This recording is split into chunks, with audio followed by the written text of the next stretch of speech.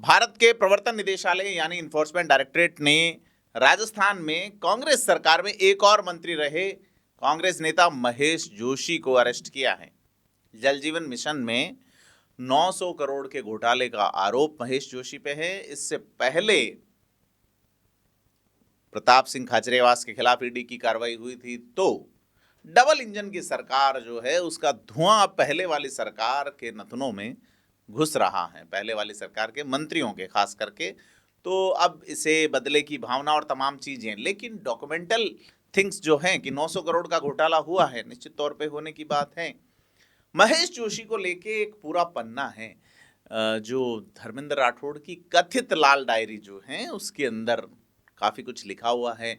यह भी लिखा धर्मेंद्र राठौड़ ने कि महेश जोशी जो है उन्होंने चुनाव के चंदे के पैसों में भी तमाम चीज़ें हैं, वो पुराने बीते ज़माने की बातें हैं और उस पन्ने में बड़ी रोचक चीज़ें हैं जिनका जिक्र आज नहीं करेंगे। खैर, तो महेश जोशी को कई नोटिस ईडी ने दिए और उसके बाद पहले वो जा नहीं रहे थे, अब निजी सहायक के साथ ईडी मुख्यालय पहुंचे तो 6 घंटे के आसपास ईडी ने पूछताछ की और फिर धर लिया।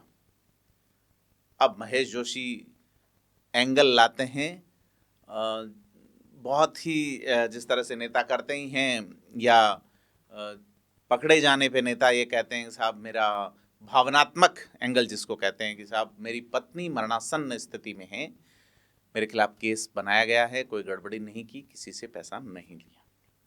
अब जोशी ने यह कहा कि जिन लोगों के खिलाफ मैंने कार्रवाई की थी उनके बयान लेके मेरे खिलाफ एक्शन लिया गया है, देश की कानून व्यवस्था पर भरोसा है और मैं उम्मीद करता हूं मुझे न्याय मिलेगा। यह बयान महेश जोशी का है। अब न्यायालय ने भी महेश जोशी को 4 दिन के रिमांड पे भेजा है। अब रिमांड पे ईडी क्या उगलवाएगी, महेश जोशी क्या उगलेंगे, ये देखने वाली बात है। अब 900 करोड़ का घोटाला है, बिना मुख्यमंत्री और बिना अपने आकाओं के कंसेंट के पैसा आया, कैसे एडजस्ट हुआ होगा, क्या 900 करोड़ के जो अनुमतियां थी वो कैबिनेट के इशारे पे हुई, इसमें पूर्व मुख्यमंत्री जद में आएंगे नहीं आएंगे, कई अधिकारी पहले जद में आ चुके हैं।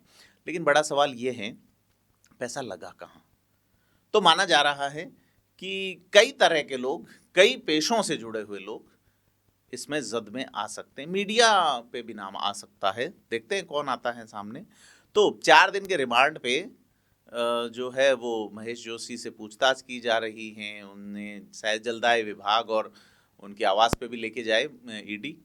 तो बड़ी चीज़ ये है कि ईडी के अधिकारियों का कहना है काफ़ी लंबे समय से महेश जोशी को समन भेजा जा रहा था, बुलाया जा रहा था, लेकिन व्यक्तिगत कारण से वो नहीं आ रहे थे। अब दस्तावेज दिखा के जब जवाब मांगा गया तो जोशी शायद फंस गए और अरेस्ट हो गए, क्योंकि ये जो जल जीवन मिशन है ये आम आदमी के हलक तक पानी पहुंचाने का मिशन है।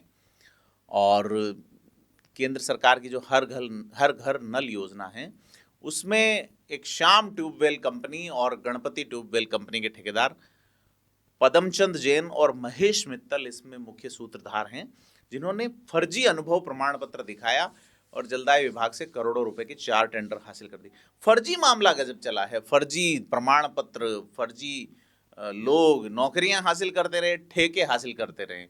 तो पिछली सरकार पे बड़े सवाल हैं और ये सवालों के जवाब अब जो इस शक्ल में सामने आने लगे हैं, उसने पुराने नेता जिन्होंने खूब मलाई चाटी उनकी पेशानी पे बल लाया है।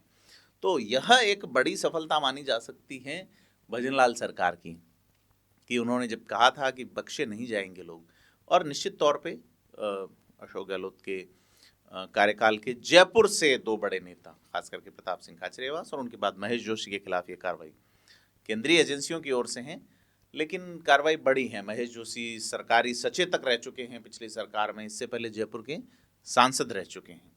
तो ये बड़ी चीज़ है कि गणपति ट्यूबवेल कंपनी जो है वो तो 68 निविदाओं में भाग लेती है फर्जी प्रमाण पत्रों से, और 859 करोड़ 20 लाख के टेंडर हासिल कर लेती है।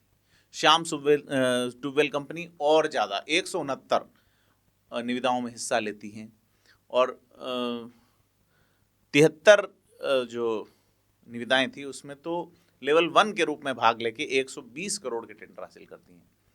एसीबी ने इस घोटाले का खुलासा होने पे जांच शुरू की थी, कई अधिकारी दबोचे गए, फिर ईडी ने मामला दर्ज किया और महेश जोशी और उसके सहयोगी संजय बड़ाया समेत अन्य लोगों के ठिकानों पे दबिश देते हुए 3 मई 2024 को केस दर्ज किया था। अब 1 साल बीतने को है, सीबीआई ने दर्ज किया था और ईडी ने अब 4 मई को सबूत और दस्तावेज एसीबी को सौंपे थे। अब बड़ी चीज़ ये है कि ये घोटाला जो है कि ग्रामीण पेयजल योजना के तहत सभी ग्रामीण इलाकों में गाँव के लोगों के हलक तक पानी पहुँचाने की योजना थी, जिसमें केंद्र और राज्य सरकार को 50% पैसा देना था। इसके तहत विशेष पाइपलाइन डाली जानी थी और डक्टर आयरन पाइपलाइन कहा जाता है, जिसकी जगह वो HDPE पाइपलाइन डाल दी गई। दूसरा, पुरानी पाइपलाइन को नया बताकर पैसा ले लिया गया, जबकि कई जगह पाइपलाइन डाली भी नहीं गई और कई किलोमीटर में आज तक पाइपलाइन नहीं डाली गई, लेकिन ठेकेदारों ने जलदाय विभाग के अधिकारियों से मिलकर पैसा उठा लिया। और एक तो बड़ा ही कमाल हो गया, उसमें जो ठेकेदार पदमचंद जैन है वो हरियाणा से चोरी के पाइप लाया और नए पाइप बताकर बिछा दिए, सरकार से करोड़ों रुपए उठा लिए।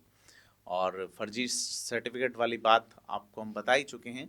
तो बड़ी बड़ी चीज़ ये हैं, FIR में 18 बार महेश जोशी का नाम आया है। एसीबी ने ईडी से रिपोर्ट मिलने के बाद पूर्व मंत्री महेश जोशी समेत 22 के खिलाफ FIR दर्ज की थी। अब देखनी है कि कमीशन, टेंडर राशि का 4% एडवांस भुगतान, तमाम बहुत बहुत लंबी सारी चीज़ें हैं। तो यह देखना है कि अब महेश जोशी की एक गिरफ्तारी और किन गिरबानों तक पहुँचती है। हमारी नज़र बनी रहेगी। आपसे अपील है, थिंक 360 को सब्सक्राइब करें और आपको क्या लगता है कमेंट करके बताएं। धन्यवाद।